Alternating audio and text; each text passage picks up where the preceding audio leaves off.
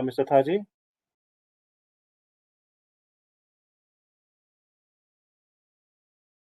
Mr. Taji, your screen is visible.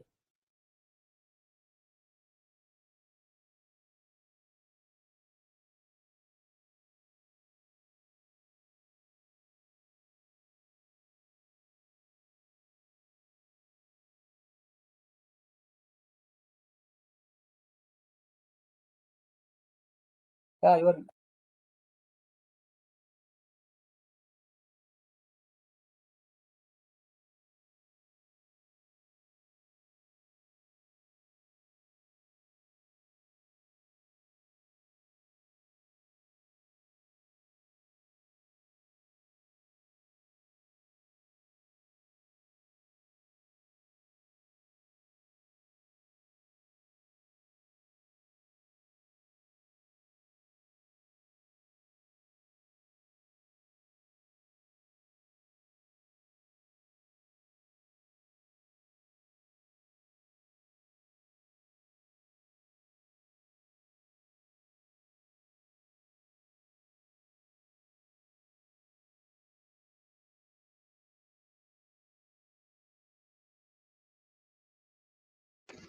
Mr. Rajkumar, can you hear me?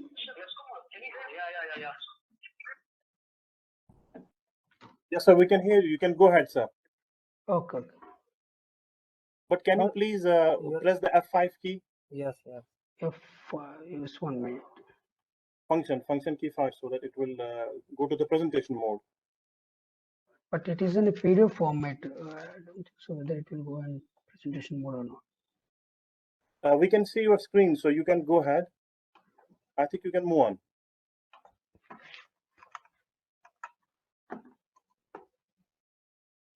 Can you see? Yeah. This is visible, Okay, sir. okay. Thank you so much for support. Thank you. Okay, a very good morning to each and everyone. So as I told myself, Tataji, I'm currently working in Steel Authority of India and having experience in oil and gas. I work in Gulf also. So basically today's session, it is like introduction to the ultrasonic inspection and its applications. It's like basic. These are the outline, introduction to the NDT and different kind of methods and what is an ultrasound and what is the basic principle behind and what are the different types of transducers and what are the type of wave propagations and what are the techniques involved. So what are the different kind of techniques we will use in ultrasonic testing and what are the equipments like flaw detectors, D meters, like calibrations and inspection applications. So we'll see the real-time applications in ultrasonic testing. What are the real-time applications? How this ultrasonic testing will helpful. And finally, advantages and limitations. And at the end, we'll see the advanced techniques like phase radar ultrasonic testing and time of flight diffraction. First one is, what is a non-destructive testing? Actually, why we are going for non-destructive testing, even though we have a destructive testing, but why we are going for non-destructive testing? The main advantage of non-destructive testing is non-destructive testing is a process of inspection, testing, and evaluation of material without affecting its functionality, and without damaging the material. If you see in a destructive testing, we will cut the material and we will test it in a laboratory. But most of the practical challenges, we have to do the in-service inspection without damaging the functionality. There, NDT play a major role, non-destructive testing. If you see in the screen, you can say various methods like UT ultrasonic testing, a guy is holding the probe, and radiography testing using the radiation as a medium to, to, to profiling and visual inspection. Here you can see this guy is holding the borescope and penetrate testing for measuring the any surface cracks. So ultimate aim is indirectly we are non-destructive technique is like an indirect way of measuring the defects or whatever abnormalities. Accordingly, as per our requirement, like if we are looking for surface indications, we will do some setup. We will see in upcoming slides what are the methods we will use for surface inspection or internal inspection. So basically, inspection like a process of inspection without damaging its functional properties. That's the main motto of the non-destructive testing. And next slide, we'll see what are the methods are available in non-destructive testing. And these methods are divided again into two categories, which are this method, particular methods will detect only surface and subsurface, and some methods will detect only internal defects. If you see in left side, visual testing and penetrant testing and magnetic particle testing and guided wave eddy current. These are like mostly used for surface inspection and subsurface. This magnetic particle testing is will use for surface and subsurface. But if you see in a radiography and ultrasonic inspection, these are mostly we will use for internal defect detection with internal inspection. We will see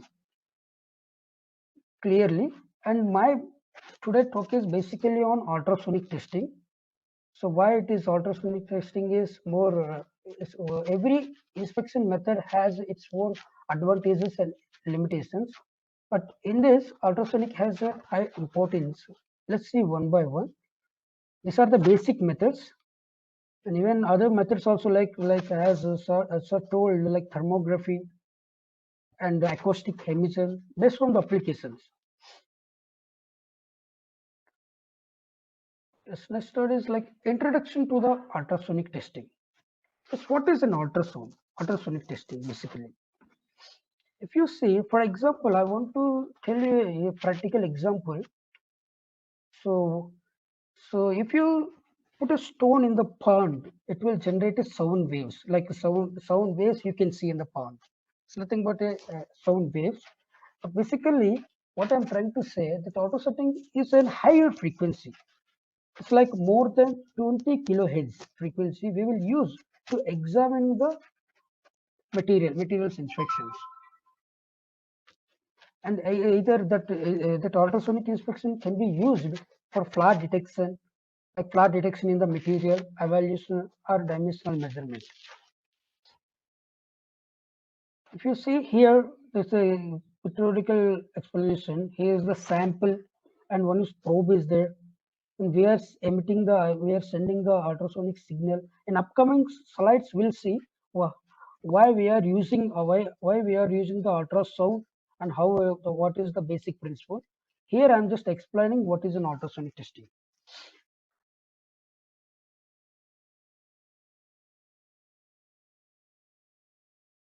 Yes. And before going to the basic principle of ultrasonic testing, once we should aware the basic terminologies like what is a sound and what is the frequency, what is the wavelength. I must know everybody aware about it. But let me tell you in a short way. Okay, if you see this acoustic spectrum, this 16 hertz to the 20 hertz kilohertz, it's called a audible range. And after 20 kilohertz, it's ultrasonic range. So in this ultrasonic range, so the basic parameters will include like wavelength, and frequency and velocity. This wavelength is nothing but it's a distance required to complete an entire cycle.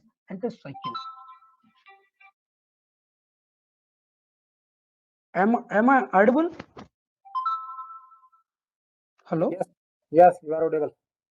Yeah, please. Yes, sir. If you see this sinusoidal function, if you see that the distance is required to complete in one particular cycle, it's called in one particular wavelength. And if you talk about the frequency, number of cycles per second, this particular second, suppose this particular is in 1 cycle per second, that's 1 hertz, nothing but. So from this diagram, you can see maximum amplitude and wavelength and frequency. I'm not much discussing. These are the basic parameters required to understand the sound. And if you see then this relation like lambda is equal to V by F. And regarding to velocity, how quick the sound travels, especially in ultrasonic, the two parameters are very important: velocity and frequency wavelength. These three parameters are very important, like frequency and wavelength alternatives. And if you see that what actually it is depending on the elasticity and density of the material. So always the density, if it is very that automatically velocity also will change since this product of density and velocity. If you say velocity in the material, the particular materials always it is constant only. Suppose if you take the steel, the longitudinal velocity is 5960 meter per seconds. Mostly we will use this velocity for testing the steel materials. For water 1470, for air 330 meter per seconds. Basic idea is like we should we should aware about this parameters like wavelength, frequency, and velocity. And in this slide, mostly my concern is what is an ultrasonic testing? What is ultrasound? The ultrasound is nothing but above 20 kilohertz frequency. The frequency is above 20 kilohertz. In upcoming slides, we'll see the basic principle behind an ultrasonic testing.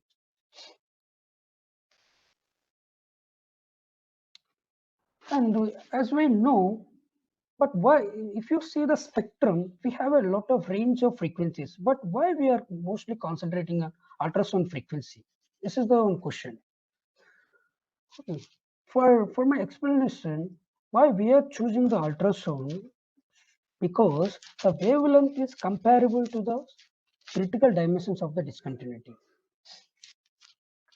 So if you see that particular range, that frequency range, that if you are converting to longer, if wavelength, that wavelength is matching to the our critical dimensions. That is the main motto. We are looking that particular ultrasonic spectrum only, since it is matching with our requirement, detection capabilities. And generally, we will use the frequency in between like 0.5 megahertz to 12 megahertz. This is our most preferable. And mostly we'll use 5, it depends on the application. Suppose for higher frequencies, we have a better resolution. For lower frequency has a better depth. It depends on the wavelength. With a higher frequency means lower wavelength, it can detect a even small indications also. If it is a higher depth, we have to use the lower frequencies. It can travel a long distances. This wavelength is more. Here we'll come to know that why we are using the ultrasound only from the particular spectrum. We have a range of spectrums.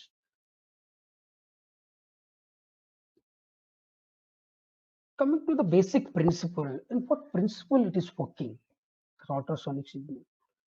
Basically, so if you see, three parameters is always involved in this. If you see the FLA detector, if you can see right side, this one is the ultrasonic FLA detector. This one is the probe. It's like if you see, this is our brain. This one is the eye. Without this probe, it cannot see the inside material. Okay. So the purpose of probe is to generate the ultrasonic signal. It's like it contain the upcoming slide. We will see what is the probe and what is the mechanism. But simply I'm telling that the ultrasound is transmitted into the material through the probe, and when it is reflecting, and this reflected waves are inspected. So in a simple way, the amount of reflected or transmitted energy can be detected and provide the information about the size of the reflector. If you could see the screen, this one is the probe. When it is emitting, when it's sending the signal, here there is no defect. These are the defect indications. These are the defects. If you see the red one is the defect. If it is firing here there is no defect. So here you will not get any indication, FLA indication. Only you will get input signal and backward. When it is about to reaching the defect indication, you will get an echo based on the how much energy is reflecting. Basically, if you see this ultrasonic FLA detector, x-axis is the time or distance, or y-axis is the amplitude. So when we are detecting the defect signal, we are trying to analyze in a FLA detector. We'll see the echo dynamics. How this echo dynamics? Based on the echo dynamics, we will decide whether what kind of characteristics. It's like a fusion or porosity. Based on the echo dynamics, we will judge it. Basically, that amount of signal we are receiving, based on the receiving signal, we will measure, and the travel time of the sound can be measured. Is provide the information on the distance the sound has traveled. So the basic principle is like every material has its own impedance. When it is changing the medium, it changes the impedance. When it's changing the impedance, suppose it has some particular velocity, when there is any like defect, it changes automatically. When it is detecting, its energy will reflect back and will reach to the probe, and it will reflect it on the flaw detector. And based on the time travel, we can measure the time travel. Based on the time, we can say, suppose it is taking, suppose it is 15 mm.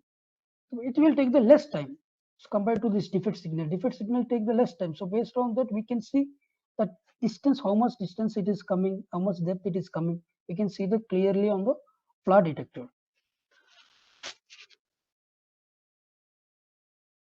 And regarding the couplant is like a medium. If you see in this block diagram, here we have applied a couplant agent. This is majorly we are using to eliminate the air gap. The probe should be proper contact with the test material. In order to avoid that air gap, we will apply different couplants. We have different mediums, so like water, kerosene, grease, glycerin. It can be used as a couplant. The main advantage of couplant is to remove the air gap in between probe and surface area. Generally, the best is like glycerin. It always depends on the application only.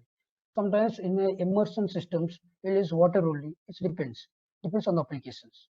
Most probably, the basic idea is couplant is a medium we will use to remove the air gap between probe and surface of the object, inspecting object.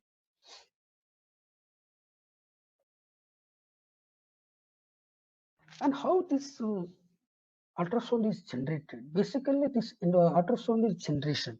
Basically, it involved a transducer. If you see the ultrasonic probe, there is a piezoelectric crystal. What it will do when we are sending the electric energy, like voltage, it will generate, it will convert electrical energy into mechanical. It's like vice versa. It's like do so if you say any electrical course, when it is hitting, for example, it is hitting any object, suddenly airbags will open. There is a artificial electric sensors. It will absorb a mechanical and it connect into electrical signal and airbag will open suddenly. The same way here also that here we are using for to generate the sound ultrasonic waves. That's the reason we are using piezoelectric crystal. This is the basic setup of piezoelectric crystal. The same crystal is capable of transmitting and receiving the sound energy. If you see this is the like electrodes. This one is the piezoelectric crystal. This is the banking material. It's like a damping material. It will absorb the unwanted noise, unwanted signals. So banking materials, epoxy. This is a basic structure of the ultrasonic probe. See here, electric signal is sending and piezoelectric crystal is generating ultrasonic wave. This is a basic structure of an ultrasonic transducer.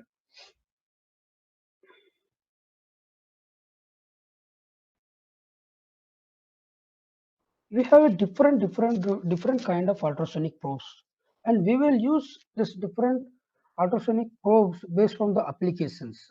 Generally, we have like basically straight beam probe. It's like we will use for normal beam inspection.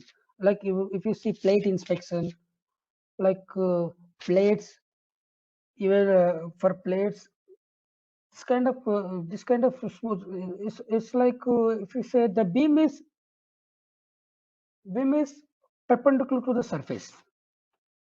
In case of now straight beam probes, it contains the single probe only. It will act as a transmitter and receiver. If you say TR probes mostly we will use for thickness measurement, for measuring the smaller thicknesses. The advantage of this TR probe is it has a two different crystals. That one is will receive, one is transmit. One is transmit, one is receive. In case of this single crystal, we will use only single crystal.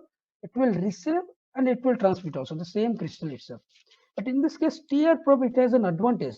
It will receive individually. One crystal is dedicated for sending only, one crystal is dedicated for receiving.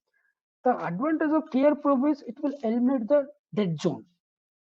Like even for smaller thickness also we can measure using this TR probe. And one more is angle beam probes. These are mostly used for weld inspections.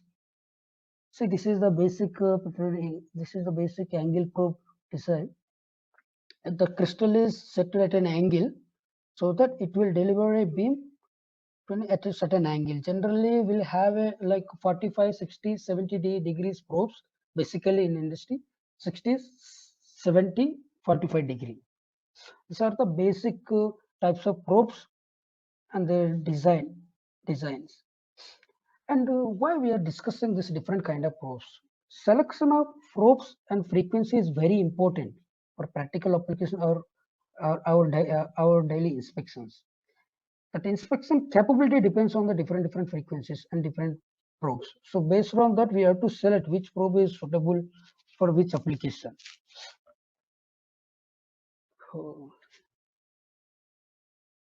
And next slide is, we'll say what are the different modes of propagations in ultrasonic waves. It's like a propagation of ultrasonic waves in a different ways. These propagations will helpful for real-time applications. First, we will come to know what is this propagations and what are the types and what is the difference in between. See, basically, we have like a longitudinal or compression waves, a transverse or shear waves. This modes has its own advantages. That's the reason we are discussing here how these advantages will benefit in real-time applications. We'll see in upcoming slides. And basically, if you see longitudinal waves or compression waves, the direction of propagation, the wave propagation or particle movement is always parallel. The particle vibration is direction of the wave propagation. In case of transverse, is perpendicular. These are the particles, and this is the direction of the propagation. The particle vibration also is parallel to the direction of the propagation in case of longitudinal waves.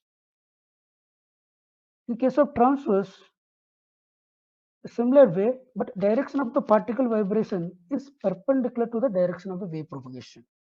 If you see here, you see it will oscillate in a perpendicular way, like this.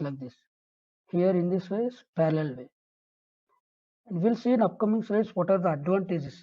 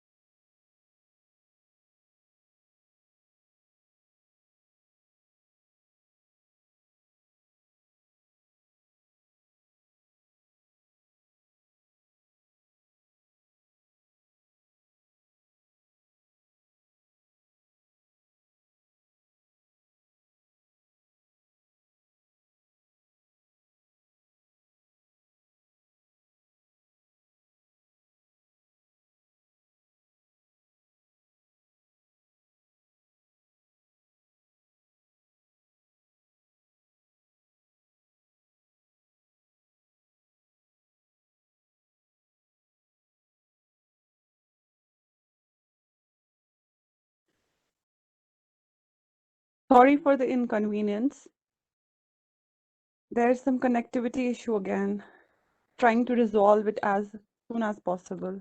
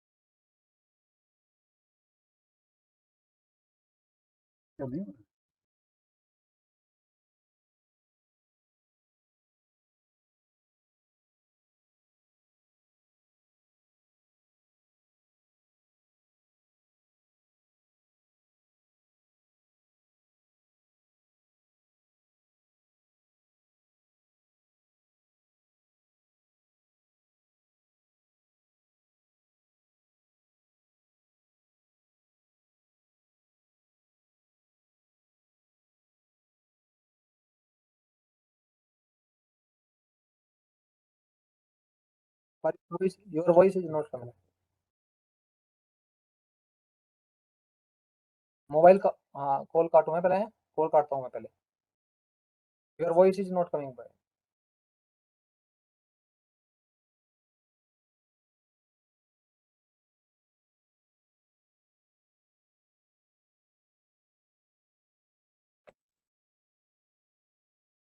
या Okay, it's okay.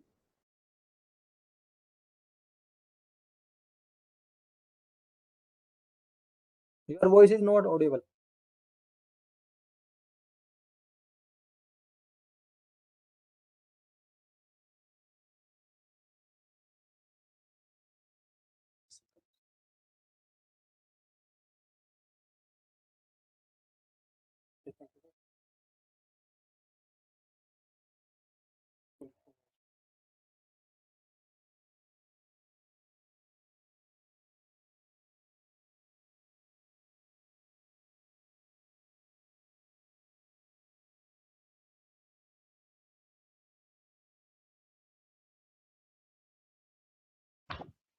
Hello. ये अपनी video मत on करो video video of रखो अपनी ठीक है 1 minute. Okay you are audible now है Okay. You are audible now है okay you can start Hey. Yeah Okay. Thank you. Sorry for the interruption. System tech. These are the like different mode of propagations. We have seen like longitudinal and transverse, and one more mode of propagation is there like surface or relay waves. Especially this is we are using for measuring the surface indication. There is one example called long range UT. If you see in industries, basically we will use this kind of more convention for measuring the corrosion, any surface cracks in a practical way. The travel of the surface of the material and penetration to depth up to limited to one wavelength only, this surface waves.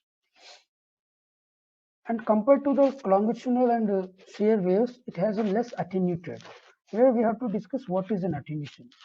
Attenuation is nothing but a loss of energy when ultrasound is passing inside a material. When it is transmitting inside a material, suppose it is going for higher depth and all, it loses its energy. It lost minute some of its energy. That loss of energy is nothing but attenuation. It may happen because of dispersion. This energy basically it lost near to the grain boundaries in the form of heat in the form of scattering. That's called an attenuation. So plate waves, if you see this oscillation particles are an elliptical shape. If you see this block diagram, you can see an elliptical shape. So this different mode of wave propagations we will use in a different applications based on inspection scope. And one more is plate waves generated in a relatively thin substance whose thickness is less than the one wavelength. So basically we will use for lesser thicknesses only. Either it's like small tubes, small pipes which are less than the one wavelength. Because it exists many modes. It's like if you see the propagation of direction and propagation of direction, it is like mixing of two. Like we can say it's a mixing of shear wave and translational waves. and it depends on the material thickness also, this wave propagation. Basically, what I'm trying to say, we have a different kind of mode propagations and it has its own advantages, and we will use this mode propagations according to the applications. Suppose if you see this upcoming slides, we'll see. Suppose we see this shear wave. Shear wave is basically we will use in weld inspection. Since it has a property, it has a property like it. While mode converting, we will generate the shear waves, as I have shown in the earlier picture. The shear wave we can generate like required our angles as per our inspection. And basically, the shear waves are used for inspection of welds, plates, and pipes and tubes. But Rayleigh waves are nothing but a surface waves, especially used for inspection of like heat treatment cracks. It's like very minute cracks, fatigue cracks. These are very sensitive cracks. This kind of sensitive cracks can easily detect over surface waves. Surface waves are Rayleigh waves. Or plate waves are detecting of laminations in thin materials or bonding in composites. Basic idea is, so based on selection of these modes, we can use these modes for as per our applications. As I told, like inspection of welds, or detecting the fatigue cracks, or inspection of laminations in a materials, or any bonding issues.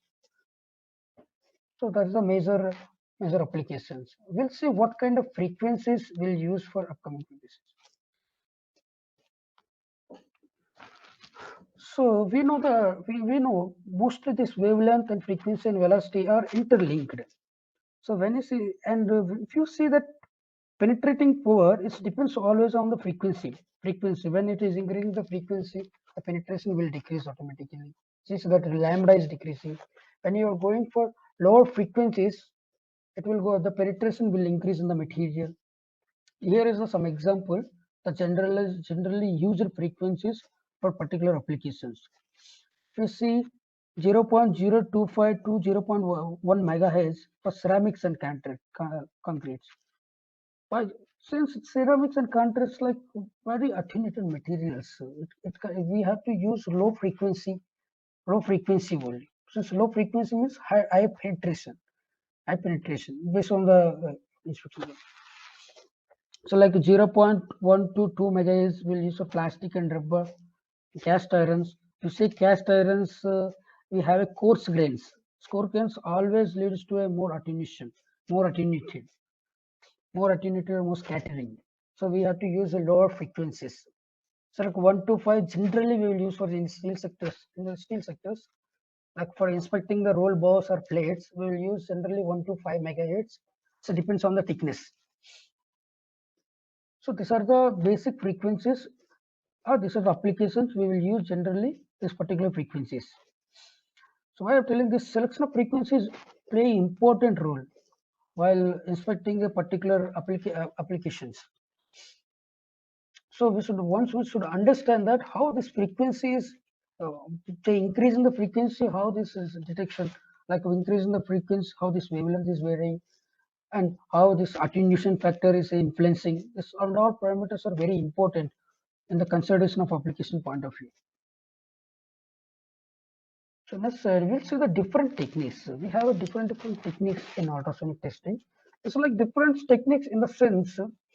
So based on the probe arrangement, a probe setup, we have like a true transmission. One is pulse echo, and this is a resonance. So like we have these techniques. Every technique has its own advantages. Every technique it has its own applications also. If you say true transmission, here if you see in block diagram, especially this method is for quality of the bonding in bonded composites. Why? So if you see the pulse echo, as I told, the same crystal will send the signal and will receive.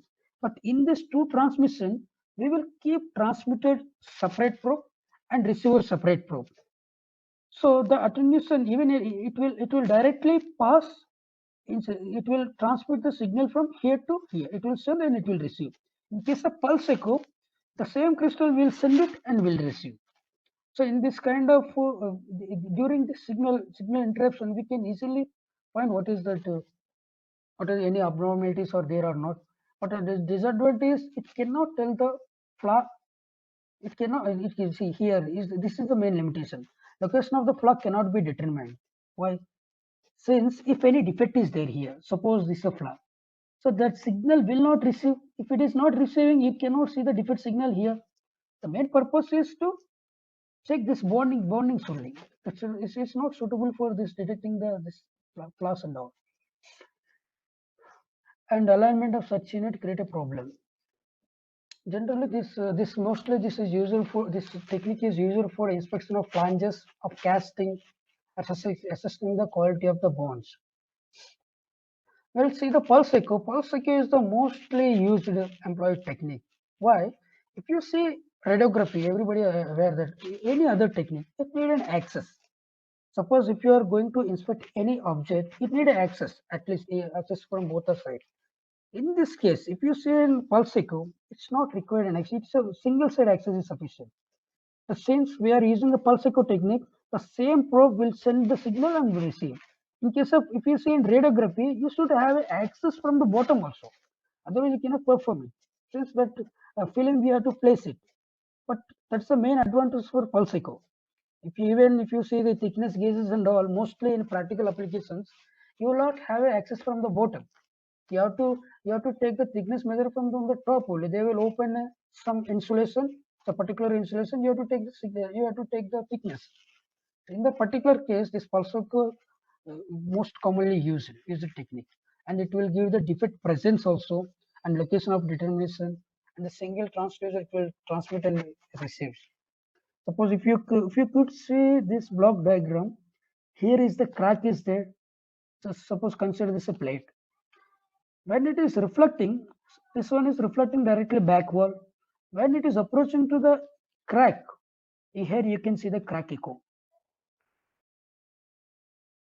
So based on the echo dynamics, we can say, and based on the time traveling, we can say, and where it is coming exactly that crack indication on this time scale, and how much amplitude it is coming. And one more thing, if you see this initial pulse echo, but this initial pulse echo mostly we will observe in pulse echo technique only, since the same crystal is transmitting and receiving because of this. And next slide, and this resonance. It's all depends. Different techniques we will use based on the different applications. It's like if you say here this probe is sending the signal like a continuous longitudinal waves or transmitting the material. The stand wave patterns form its materials. Actually, it's like we will fix for some certain frequencies. This frequency, when it is changing, like frequency is varying, when it's changing the resonance frequency, when there is a defect or any discontinuity, it changes the resonance frequency. So based on the resonance, we will find whether any defects is there or not. It will use to determine the thickness or quality of the bonding in the materials. So we have like for different techniques we will use according to our own applications. Like as I showed, like two transmission we'll use for bond testing, or pulse echo for single axis thickness and defect detected location, and resonance for bonding characteristic for finding the quality of the bonding. These are the different techniques. And next slide we'll see the different methods. It's in the sense like in each medium we are using like different methods. Like one is the contact method, and second one is the immersion method. And in the contact method, we can say like a two beam of testing. So one is like normal beam of testing, one is angle beam testing. As I told you, normal beam testing probe is perpendicular to the surface and it will send in a straight path only. In case of angle beam testing, it will be in a certain angle. Suppose in the weld. In the weld on the top, we cannot do the inspection since it's an uneven surface and it will not propagate. So we will use the angle beam inspection. We will take the advantage of angle beam inspection in order to inspect the weld joints, welds. So it's like a weld ultrasonic angle beam inspection is basically it's like a trigonometry. Ultrasonic itself is a trigonometric. Once you know the trigonometry for weld inspection especially, you can play it as per our area of interest. We can easily see how this wave is generating at an angle, and based on that we will calculate the skip distances and so in what skip I have to cover this entire weld. So this is one of the advantages of angle beam inspection to check the weld integrity. This one is a metal workpiece, angle probe. This one is the flaw detector. So this is depth. See, there is an example. See, lack of sidewall fusion. So this we will do based on the scan plan. We will design. So the scan plan will give you a proper, like we will design like it will cover entire build. Like that, we will design a scan plan. Based on the scan plan, we'll do the inspection for welding. These are the contact methods. So basically, contact method is we will contact with the object directly our specimen or weld or any job, particular job. Suppose in this case is plate, in this case is weld. We will keep our probe directly contact with the material. It's called contact method. If you see second one, immersion. But why we have to go for immersion? Yes, so we have a contact. Sometimes we have a irregular surfaces objects. So irregular surfaces in UT surface profile also very important. If it is uneven, we cannot contact properly. So you will lose the signal. So that is the main advantage in immersion. Immersion, even it is irregular, here we will use as a water as a medium. So even irregular objects also we can inspect properly in the, but some limitations are there that we will discuss clearly. So probe here can be avoided. It's like while if you see any contact, we have to move probe again and again. So it will abrasion will happen. It will damage the shoe also. But in this case, it's an advantage we are using in the water medium only. And component with irregular shapes can be easily inspected. It's a main advantage. Even irregular shapes also can easily inspected using this immersion technique. And speed also. If you see immersion, generally they do the C-scan. They will scan. It's automated. Once we start it, we can scan the entire surface and we'll see the entire sections. That scan base we will discuss in a further slides. And the near field and dead zones can be eliminated since we have a gap. This gap is there. During this gap, we can eliminate this near field and dead zone. Dead zone is nothing like a blind zone where we are unable to detect the defect that particular zone. That's called. It can be automated also, but the limitations are. The limitation is it need a more medium. Like if you see larger objects, it's very difficult to do by immersion meeting. Such a complete immersion inspection is required, difficult to assemble components. Large amount of sound energy get reflected at water systems, reducing the indication amplitude. It is separately, we will generally use the immersion probes, like focuser probes, and we will use different sensors, lenses to focus the beam, and we do the immersion testing. The main advantage is we need an containers like storage containers, so that we will keep our inspecting sample and we do the inspection. Need a particular area. If you see contact method or any method, no need of any medium. We will use couplant and we'll do the inspection directly. But in this case, we need a water medium. You have to keep your sample inside the water medium. Suppose your inspected object may not be possible to dip it in the water. So in that case, then we have to see an alternative inspection. See, these are the initial pass, initial from the material. This one is the water relay, surface and drain back wall. If any fly is and these are the two different techniques. One is immersion, one is contact methods. Here we have seen like what are the methods we are using. We will use for inspecting. Second one is equipment. Till now we have seen the fundamentals like what are the modes are presented and what are the techniques and what are the methods and what is an ultrasonic. But now we should know and we should aware about the equipment also. What kind of equipments and what are the equipments and how these equipments are useful for our desired specific applications. This we will discuss in upcoming slides.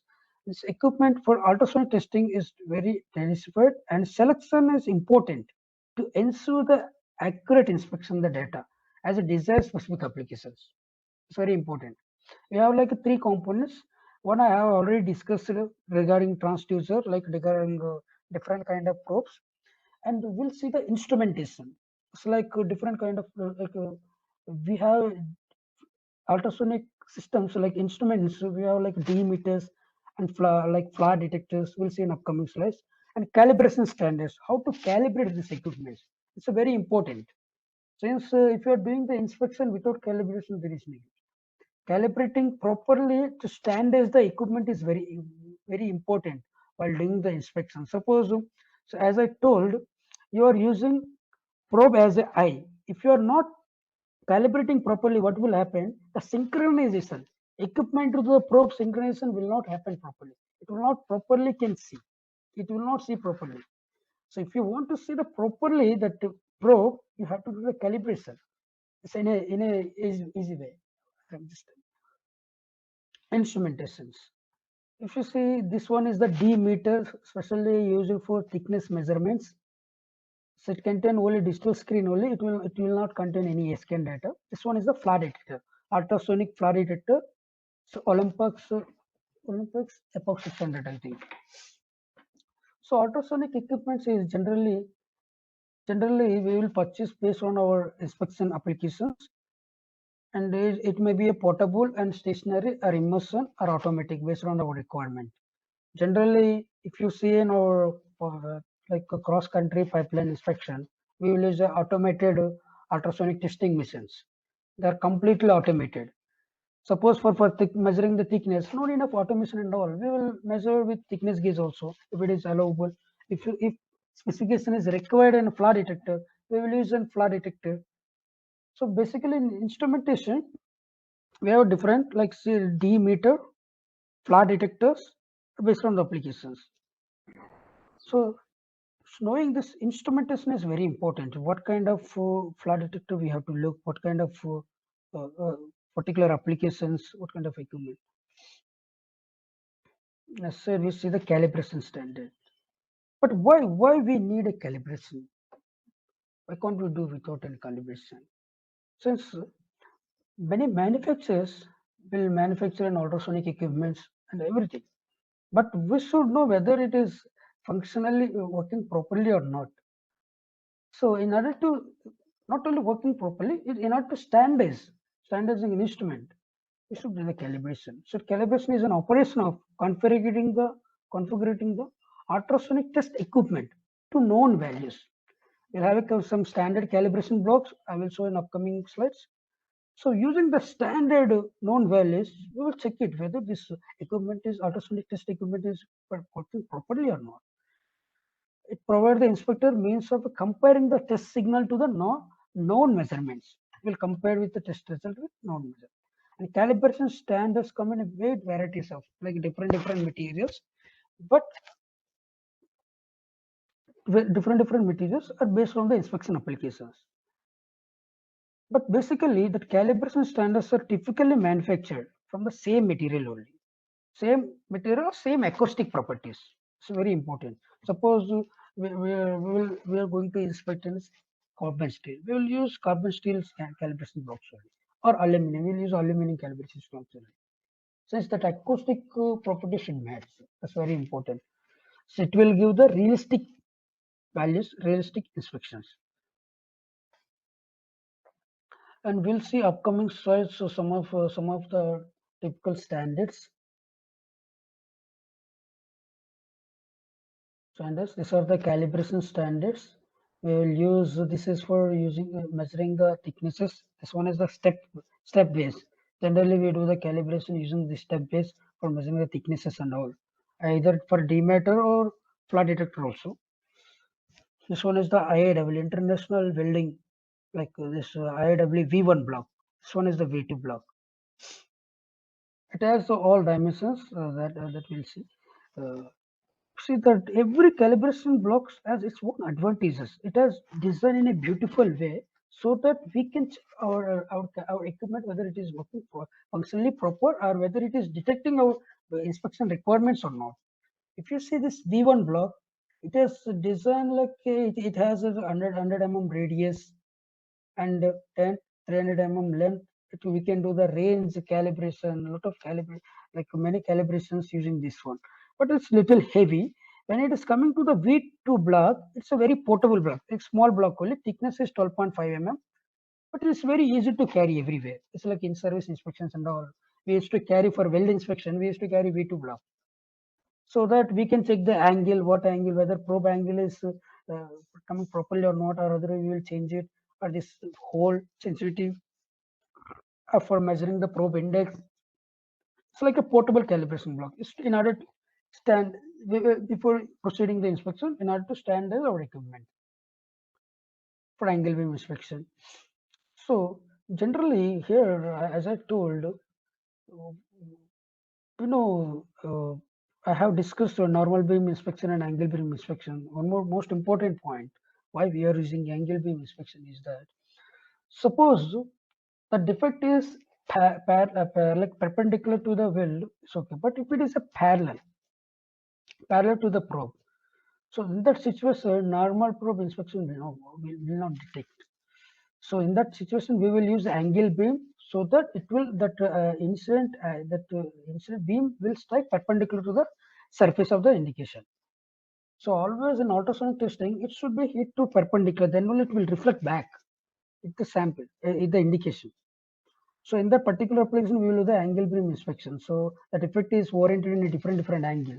We have to use the different angle beam probes only, angle beam inspection only. In normal beam, we cannot detect any oriented defects.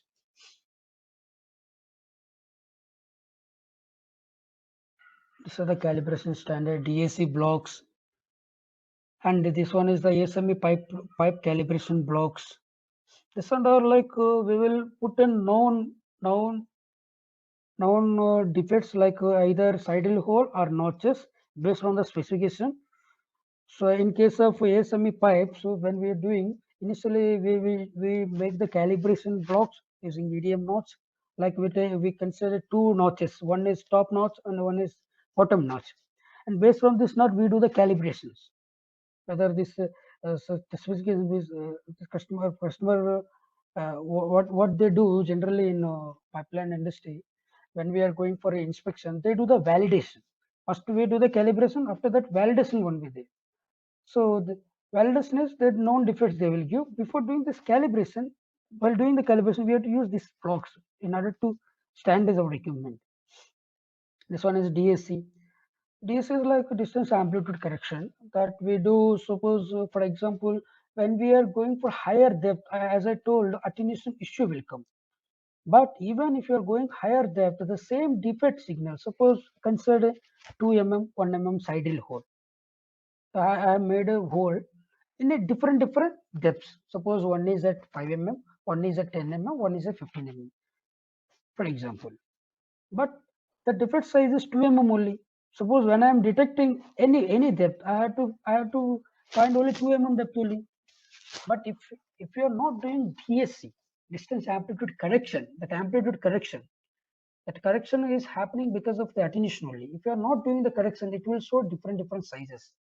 In order to avoid that amplitude, we have to do the amplitude correction by using the DAC blocks. Okay, or to nullify that attenuation, effect. These are the basic calibration standard blocks, and this is the qualification standards. Basically, qualification standards are different from the calibration standards in their use. The purpose of wearing the proper equipment operation and qualification of the equipment. So every code like IAW, American Welding Society, every entity has this mode like standards, qualification standards.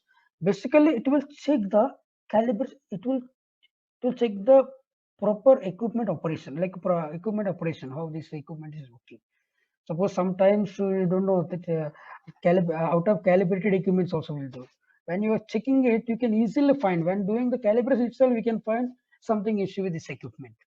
Since it is not calibrating properly, something issue with this manufacturing calibration or something issue with the components, either maybe by checking the standard calibration blocks or qualification standards. And every this qualification has its special specific codes and standards. These are the basic blocks. This one is the resolution blocks. Will try to find out this whatever we are using flood detector, whatever it may be, whether properly resolving or not. This resolution is very important. How well it is resolving the defects, closed defects. And beam profile, how this profile is it's like every stage not judging your capability of equipment. So either it's a beam, either it's resolution, either it's the range, whether properly it is penetrating or not. It's sort of like standardizing our equipment only. That's basic idea. Second is applications. And what are the major applications in ultrasonic testing? If you say flood detection, flood detection is one of the most important oil and gas industry and everywhere. And see crack detection and inclusion and porosity. But this cracks and all, you'll get in very high reflection peaks. But inclusions and porosities like echo dynamics, we will get in a porous kind of signals. In sharp, you will get for lack of fusions and cracks. For inclusions and porosity or slag inclusions and all, you will get a porous signal. Erosion and corrosion thickness gaugings, especially if you see like elbow or any elbow or any like pipe connection. If you see they are prone to the erosions. That and all we can measure using ultrasonic testing, like a corrosion mapping. We do the corrosion mapping, how much percentage corrosion has happened. We have different techniques we will use, like assessment of bond integrity in adhesive joints, as I discussed, one of our advantages applications, measurement of case hardening depth, and in other applications also, like long range ETA, as I told, long range ETA. And we'll see that real-time applications. Thickness gauging is one of the most important application we will use in every regular applications, every application. Suppose if you want to know, if you want to suppose generally they do the survey, thickness or corrosion mapping survey. They do the thickness gauging. They will measure every elbow or every pipe. They will check like three. Suppose take the pipe. In the pipe, how they will measure? They will measure 4 points, like 90 degree, 90 degree, 90 degree. They do the averaging. Suppose where the minimum thickness is coming, they will knock down. So they do the plant survey. So every entire plant pipe thicknesses, they do the thickness gauging. So based on the thickness gauging, they measure how much time it will take for reducing the for estimation of the life of that pipe. They will estimate. It's like a condition. They do the monitoring. Like every year they do the survey. That's one of the applications. So applications including a piping systems, storage or pressure vessels. Basically, it's a petrochemical application or utility industries, various degree of corrosions. If you see in the example, this one is the ultrasonic probe. Here is the corrosion loss is there. So this we can see in echo dynamics. You will get a porous signal. You will get like a zigzag kind of signal, and any laminations. Thickness gauging. And second application is flood detection. As I discussed, flood detection in wells is very important. Weld integrity, whether any abnormalities or any lack of fusion, porosity, or any slag, or any root fusion issues. This and all can be easily detected using angle beam inspection. It's mostly widely used in weldment, inspection of weldment in ultrasonic inspection. And full penetration of groove leads to readily angle beam examination. Basically, while we do two kind of there, using the in angle beam inspection, we can take the normal probe only. We do the more conversion, like using the wedge angle cutted wedge. This is one, and one more is directly shear wave crystal. We'll take the crystal itself, the direct shear wave crystal, based on the applications. These are the most widely used method of inspection of elements. Second one is, these are the advantages. So like as I told, one of the advantages, most important advantages, only single side access is needed when falsetto technique is used. No need of both side access. That even if there is no access from the bottom, we can easily do with this pulse echo technique. And high accuracy in determining the reflector position or estimating the size of the shape is very important. We'll get an accurate size approximately, determining the position and for which depth it is coming. Suppose it is coming at 5 mm or 10 mm, we can measure it, the depth or size of the indication. So what is the length of a crack or length of an indication approximately. And minimum part preparation is required. This is true actually. If you see other testing equipments, even radiography, you need a lot of preparations and all, or either any other techniques, but especially in ultrasonic, we need only single side access. Or if it is an insulator, you have to remove so small insulation we have to do, or any normal pipe, like partial minimal part preparation is required. And sensitive to both surface and subsurface. It's like mostly you can do subsurface and internal defects also. And penetrating capabilities, they are superior capabilities than other methods. And you will get a real-time images. If you say in radiography, generally in film radiography, you have to capture the on film, again you have to interpret the film. But in this case, you can see the digital image directly. And you can store that image also, like it has a capability, and you can make an automating system also using the ultrasonic. These are some of the advantages and some of the limitations. Some of the limitations, as I told, the surface must be accessible to the transmitted ultrasound. So it should be accessible. And one more important is like, as per my experience, especially the theoretical knowledge, as per me, it will useful for every extent time, but troubleshooting and practical experience is very important in non-destructive testing. So if you see, so when I was working, we used to encounter many issues like it will not properly counted while inspecting. Either you should understand immediately where the issue is happening. Either is from probe, either is from any wire, or either issue from the calibration. This and all will come by practical exposure. Skill and training. Skill and training is more comprehensive than other methods. Extensively skill is required and more understanding is required. And normally required a coupling medium to promote a transfer of soil. As I told, a couplant kind of medium is required for ultrasonic testing. And cast irons, and like if you see cast irons and austenitic stainless steels, these are like a coast grain structures. These coast grain structures are really difficult to inspect due to low sound transmission or or more attenuated materials. So high signal to noise ratio, or you will get asymmetry, like scattering issues in coarse grain materials, especially this grain boundaries, a lot of heat dissipation.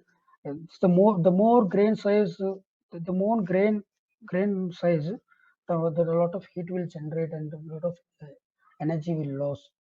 And one more thing is reference standards are required for both equipment calibration and characterization of loss. Yeah, it's very important.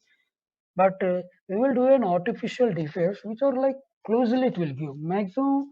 The way we will do the calibration. While doing the calibration, we do like artificial defects, or while validating also we do artificial like notches and shining out. It will approximate detection, but always whatever we are detecting defects are always will get a higher signals only. So there will not be an issue.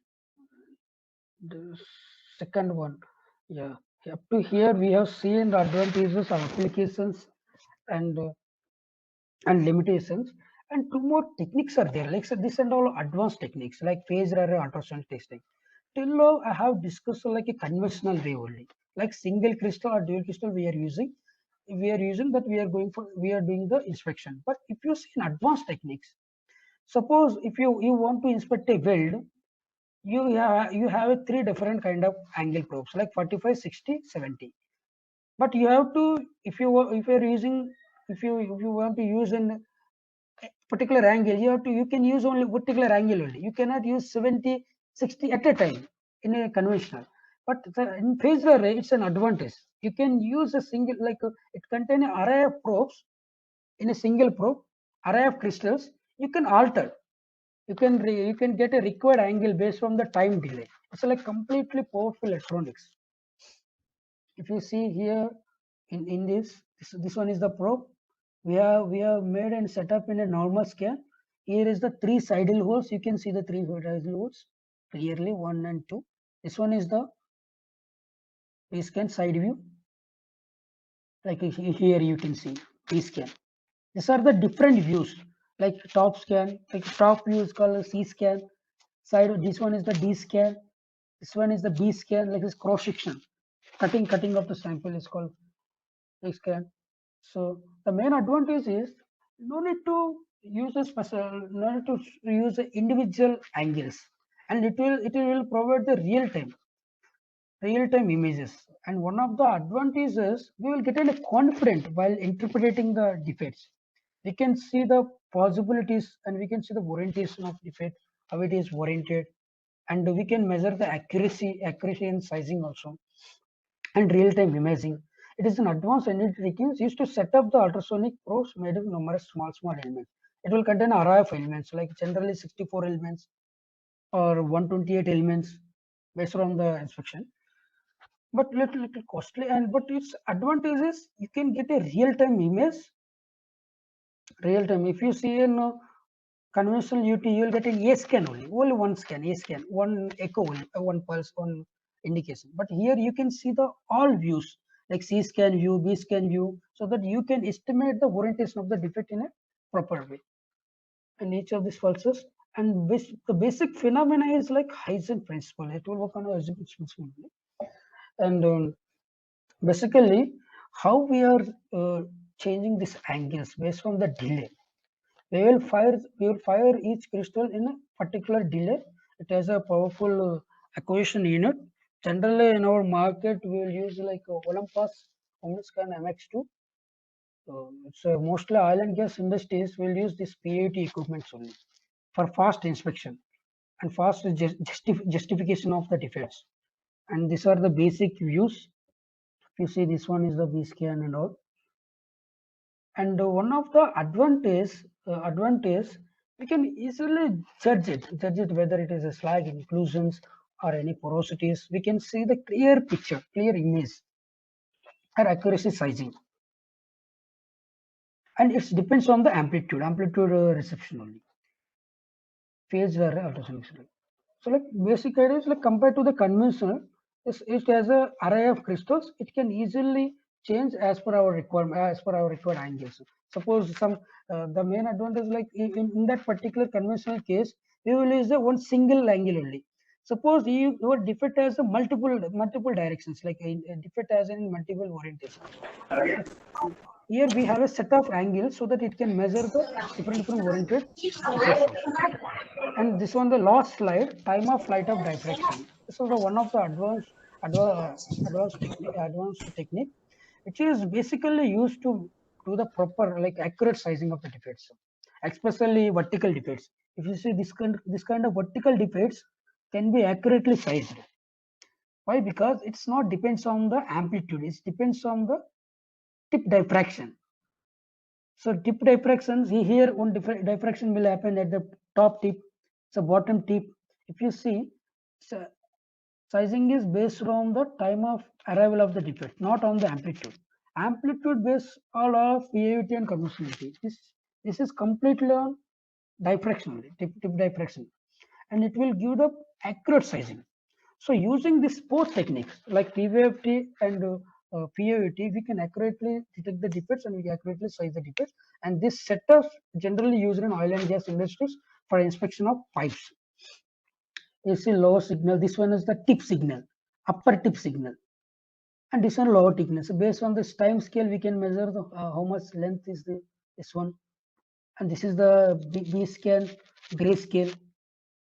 And we can see how much depth it is coming, how much length it is. We can measure accurately. Okay, these are the techniques. Basic. Initially, we have seen the NDT and its different methods and what are the techniques and advantages and applications, and the real-time applications and instruments, and the advanced techniques like TVFT and PFT. Okay, thank you. Thank you very much for Tataji giving you this information regarding this lecture. Participants can ask the question if you have some queries.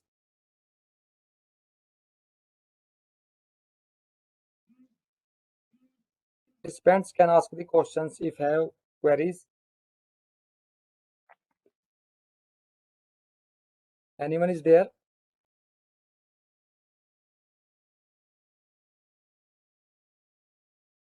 Thank you, sir. Thank you so much. Thank you so much, madam. Thank you, Tataji. Thank you, Mr. Thank you, sir. Thank you. Thank you so much. Thank you, you. participants, for your cooperation and patience, as there was a connectivity issue on speaker's side during the session. Any